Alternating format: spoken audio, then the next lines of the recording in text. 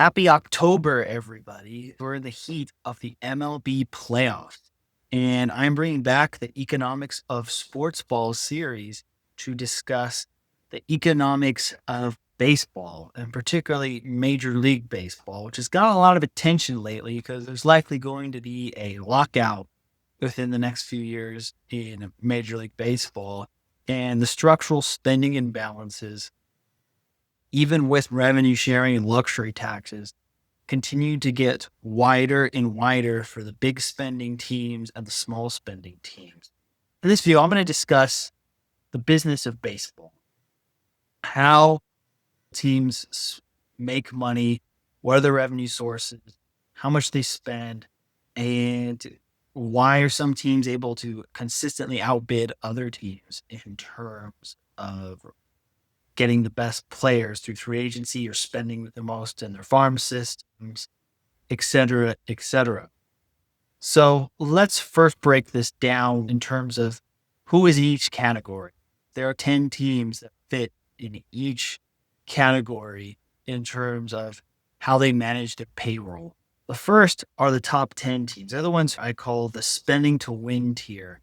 And these are teams that consistently hit the luxury tax, maybe not every year, but like 5 out of 10 years, they're probably going to be willing to pay the tax, especially if they have a core that they think could win the World Series.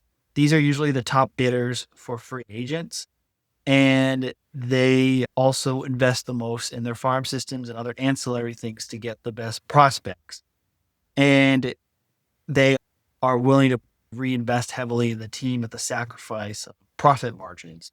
The profit margins for the spending to win teams are very low, usually less than 5%. Teams like the Mets are outright losing money due to luxury tax payments. These are generally very well capitalized, like the Dodgers, owned by the Guggenheim family, Mets, owned by Steve Cohen, the Cubs, owned by the Ricketts family, et cetera, et cetera. And they're not afraid to spend. As of 2025, these categories fluctuate. Like some teams that used to be mainstays in the spending to win category, such as the Los Angeles Angels and Boston Red Sox, have moved down, whereas you see some emerging teams like the Astros, the Braves, and the San Diego Padres, which were more moderate spending. In fact, the Padres were in the lowest spending tier in recent years due to ownership changes, and team success has been willing to spend a lot more money in the 2020s than they had in the past. So the teams now are the Texas Rangers, who's also a relative newcomer to this tier, the New York Mets, the Dodgers, and the Yankees, who are historically three of the biggest spending teams in baseball, the San Diego Padres, the Houston Astros, the Philadelphia Phillies, the Atlanta Braves, the San Francisco Giants, and the Chicago Cubs. These are all either really big markets currently or rapidly growing markets in the case of Atlanta, Dallas, and Houston. The only one of these that's not really a classically big market is San Diego, but they have ownership that is committed to spend, and they also are a one-team market. In fact, they're the only one-team sports market that is exclusively baseball, since the only real game in town in San Diego since the departure of the Chargers. It makes them more willingness to be competitive because they're going to have a much higher probability of consistently selling out. San Diego fans need something to look forward to.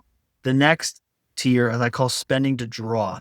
Not necessarily that they want mediocre results, but their priority is more in the sense that they are looking to fill up their stadiums and provide enough hope to the fans that people will still watch them on TV, so they get better regional sports network deals, and that they are willing to show up consistently to the stadium, because if these teams are bad consistently, they're going to suffer. An example would be the Angels, who are consistently one of the better teams in attendance, and they've dropped a lot in the rankings recently, especially since the loss of Shohei Ohtani. And they know that in order to keep attendance up and to keep fan interest up, they got to spend enough so that they are contenders. That now they say that they have to win the World Series, but these team goal is to have a 50-50 shot of making the playoffs every year. If they make the playoffs once every 2 years, especially with the expand playoffs, that's considered a win for this tier. And when they don't make the playoffs, that they're at least a respectable team, like they're losing less than 90 games when they're bad. That's the target. Whereas the first tier, they're more World Series or bust. This tier is more, we just want to be respectable. Even the GM of the Seattle Mariners in recent years admitted that the target goal for the Mariners every year is to win 87 games. If you have an expected win loss of 87 games, that puts you at about a 50% chance to make the playoffs. So, without further ado, the teams in the spending draw category are the Arizona Diamondbacks, the Seattle Mariners, the Detroit Tigers, the Baltimore Orioles, the Los Angeles Angels, and Boston Red Sox, which both used to be higher spending teams moving their way down. The St. Louis Cardinals, which is flirted with entering the spending to win category, but they're usually one of the top spending teams in the second tier. The Toronto Blue Jays, who with recent investments in their young core might actually move into the spending to win category. The Milwaukee Brewers, who used to be a cheapskate team that now just decided to spend enough to compete, and the Washington Nationals. Some of these teams have recently increased their willingness to spend. I put in that category the Baltimore Orioles and the Milwaukee Brewers. Others are teams that used to be wanting to spend a lot more, but have since scaled down either due to their team being in rebuilding years or a more cost conscious strategy due to the increase in luxury tax. The common theme is that these teams usually spend close to the luxury tax threshold, don't break it unless they really think they can win in that given year. So that's the tier two, spending to draw teams. And then last but not least, we have the teams that don't even bother to try, the teams that don't spend at all. I call this in a pejorative way, kind of the favelas of baseball. And the teams that really don't bother to care are kind of your usual suspects. The teams that are not trying to win are the Minnesota Twins, who've recently, in the trade deadline, traded almost half of their active roster. The Chicago White Sox, who had historically the worst team of all time in the 2024 season and have shown no signs of willingness to spend. The Kansas City Royals, which is actually the only team in this category that has won a World Series in the last 20 years, and that was in 2015. The Cincinnati Reds, which I actually stopped by their stadium on my Analyzed Finance with Nick tour. It's a shame they don't invest in the team, especially with Ellie De La Cruz headlining the roster. The Pittsburgh Pirates also have a nice stadium, but aren't willing to put a good product in it.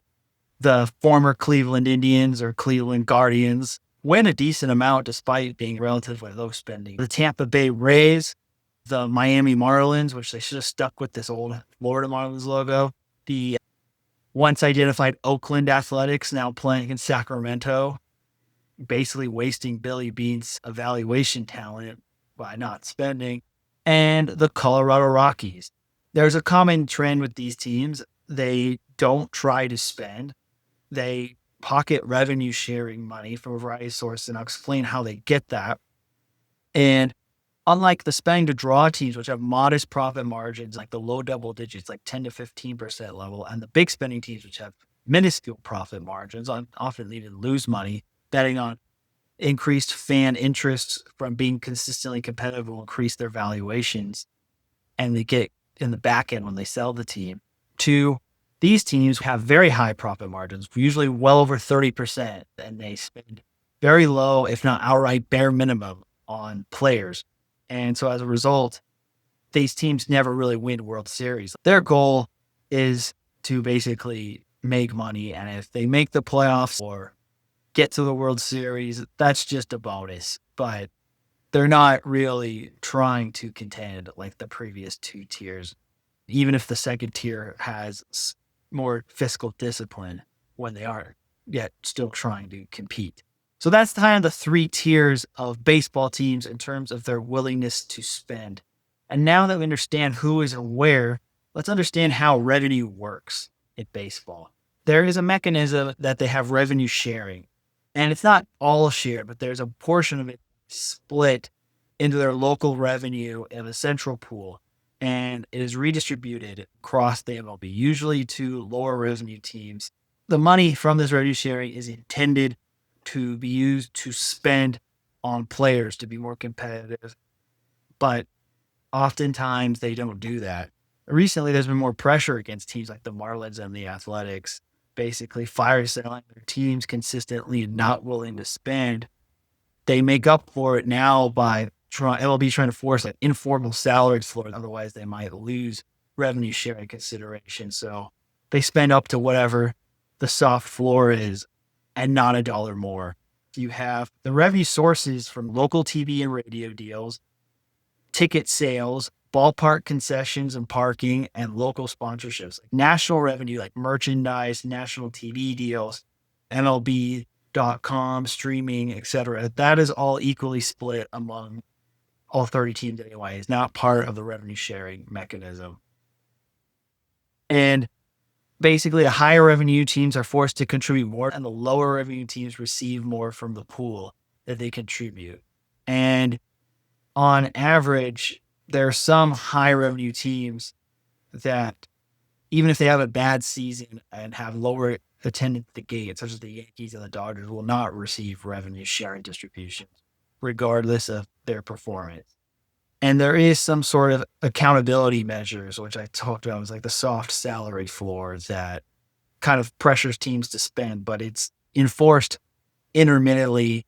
Nevertheless, despite these accountability measures, a lot of teams like the A's, the Pirates, the Reds just don't spend anyway. And that's kind of how revenue sharing works. The teams that get paid out really at the bottom, it's really anywhere from 30 to 60 million, depending on estimates. Because a lot of MLB's finances aren't public because it's all privately held companies. The only one that is public is the Atlanta Braves, whose stock is listed on the New York Stock Exchange. But the Braves aren't really one of these lower teams that are collecting from revenue sharing. So we're not really getting much insight from their 10K on this. The teams getting the most payouts are obviously the ones that have the least amount of revenue. And they're not all necessarily small markets, some of these bottom teams. Like Miami is a top 10 market in America. Chicago is the third biggest market in America. Before the A's left, the Bay Area was a top 10 market. The problem is the combination of ownership, financial decisions, and consistently not willing to win has turned off the fans so much to these teams that they have the revenues of a small market team, even if they're not located in a small market. And so that's kind of why it's a matter of like willingness to compete creates a lack of thereof, creates kind of a downward cycle. Even in a big city, you'll become a quote unquote small market team because you have a small market approach in terms of stinginess payroll. And so like you've had several examples where like the Marlins will have $25 million payroll, just paying everybody in the 25-man roster a minimum rookie deal type salary, yet collecting 50 million or more in revenue sharing. So they don't even have to draw a single person to come to a game. They're still making more than half of the MLB teams probably in profit. And this is kind of where the problem comes when it comes to revenue sharing. We want to have competitive balance. We don't want the Yankees and the Mets, the Dodgers to be buying all the players. But if all this revenue sharing is going to teams that aren't willing to invest and just pocket it, you're creating a different moral hazard in the MLB. Revenue sharing is not the only source of revenue that gets redistributed to the lower end teams. You have the luxury tax, which is basically a hard limit that you could spend above it as much as you want. There's no hard salary cap like hockey or NFL. But if you spend above it in different tiers, you have to pay certain penalties. So the way it currently works up till 2026 season, the current payroll ceiling is $241 million. And so if you spend anywhere from $242 to $262 million, and it's your first year doing it, you have to pay a 20% tax into the luxury tax pool. If it's your second year in a row doing it, you have to pay 30% tax. And if it's your third year in a row doing it, you're going to have to pay 50% tax. And if there's also draft penalties, you often have to move 10 slots down the draft in certain rounds if you're a third plus offender for this. The $20 to $40 million, say you're spending anywhere from $262 million to $282 million. So you're the second tier. The first offense is 12%. on top of the first 20%. The second offense is also 12%. And the third offense also you just add 12% to your tax bill across the board. Then you have the third tier, which is if you're spending 40 million or more above the luxury tax limit, so 282 million or more. You have a 42% flat tax the first year, a 45% tax the second year, and a 60% tax on the third year. These are on top of the penalties from the first and the second offense. So this is gonna for like the very big spending teams. For the very big spending teams like the Mets, you're paying over 100% in luxury tax payments. And that's why the Mets are losing money. They had a record amount of 100 million in luxury tax payments in 2023. And as a result, there's about 80 to 100 million dollars collected in luxury tax payments by these teams. And again, it's really only like a few teams. And even the top 10 teams who are willing to do this, they're not willing to consistently repeat because the penalties get way more draconian the further above and the longer you're willing to stay in that bracket. So it's not always, people are not always willing, even the top tier teams are not always to break it because these financial penalties are. But where does the money go? Like, where does the money for the luxury tax go? Let's just say they collect 100 million for the luxury tax. First, half of it goes to the retirement accounts of players to fund players' pension. And then within the remaining half, you have 25% going to industry growth and development, meaning like marketing expenses to make baseball a more popular sport in America and worldwide. And the remaining 25%, so $25 million, is given to the low revenue clubs. It's not the same revenue as the revenue sharing pool. And usually the bottom 10 teams get this. As a result, these bottom 10 teams will get another $2.5 million each. It's not really enough to make a huge difference, but it's additional money that wasn't going to come otherwise.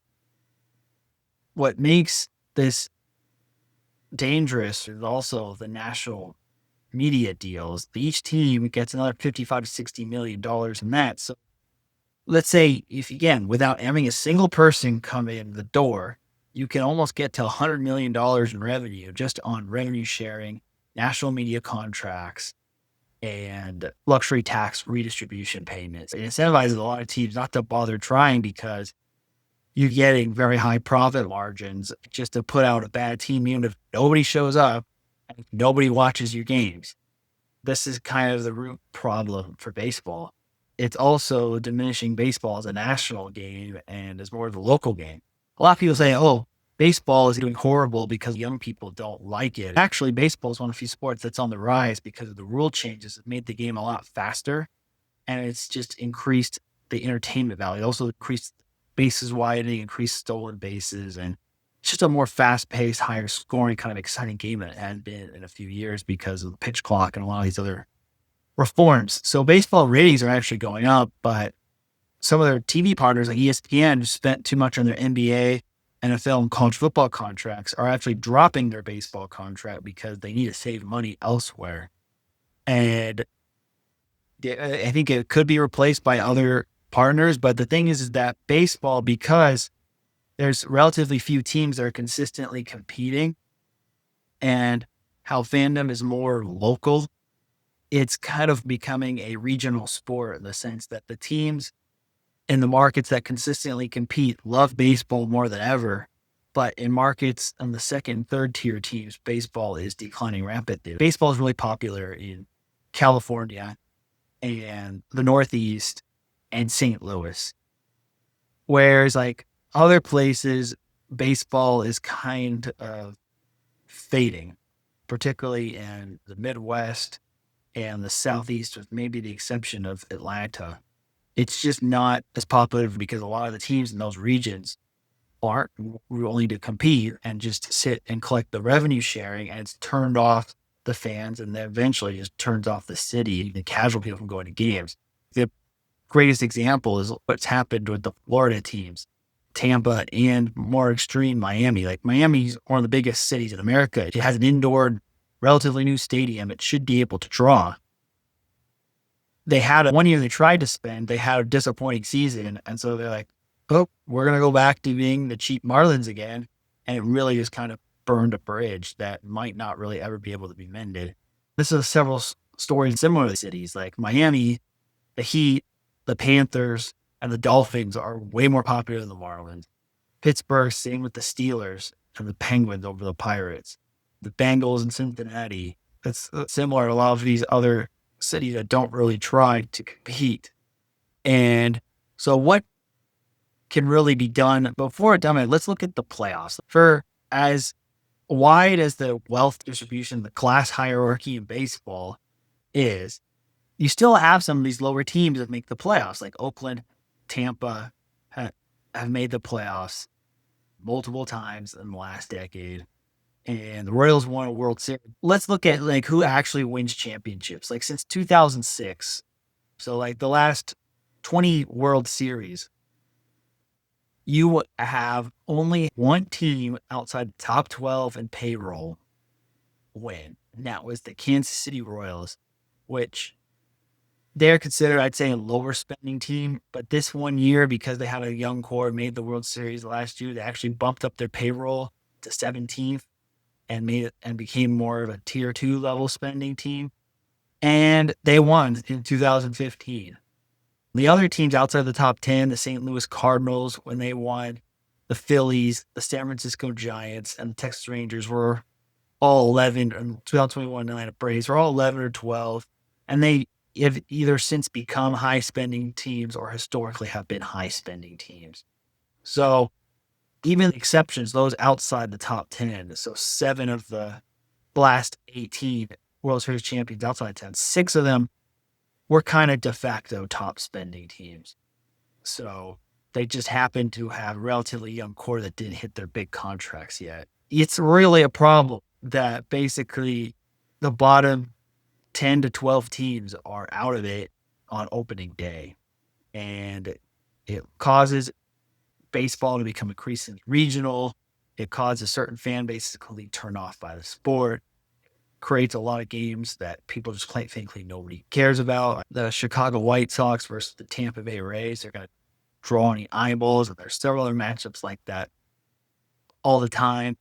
And then it also goes back to the whole labor negotiations. Like the owners are saying, especially these small market owners, say the Yankees and the Mets spend too much money. We want a salary cap to be able to compete, but they never mention a salary floor. And the players are like, why should we agree to a salary cap without a salary floor? You guys are clearly not willing to spend money. You just want to lower salaries overall across the board, which would what a salary cap would effectively do for baseball. And it's going to lead to a possibly ugly labor market. And even the hard payroll numbers doesn't show, but there's other ways that teams can spend, like on their farm team or investing in other infrastructures that may not show up in the payroll numbers, like front office spending too, but makes it competitive. Like the Dodgers. The Dodgers are biggest spending, not just players, but on front office and on farm system as well. Yeah, that kind of explains the economics of baseball. You have a 3-tiered class system with the big spenders who rely on local TV deals and big market endorsements due to their size and are willing to reinvest that money into the player payroll. They tend to have wealthier owners who are not afraid of taking losses and are willing to sell in more institutional style ownership. The Guggenheims own the Dodgers, and you have Steve Cohen coming from hedge fund money for the Mets. The ownership of the Phillies is kind of a similar private equity background. Tier 2 is the mid-tier teams, which have strong fan bases and are locally popular. They're willing to spend but not pay luxury tax. So they run cost-efficient operations to get their consistent 10 to 15% approximately margins every year. And then their third are the lower spending teams who want to spend the minimum they can without receiving scrutiny from the league and putting their revenue sharing payments at risk. And they actually don't just make the highest profits in terms of margin. They make the highest margins also in raw dollars too, which is kind of surprising.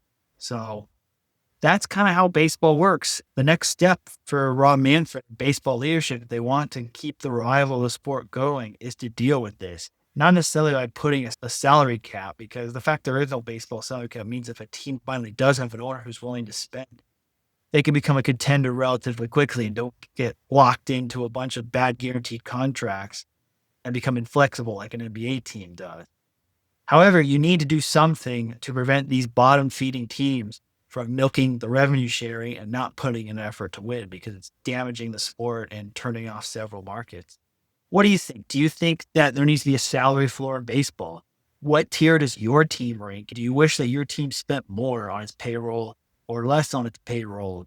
Yeah, let me know your thoughts. And if I want me to continue doing more of these economics of sports ball videos, thank you for watching.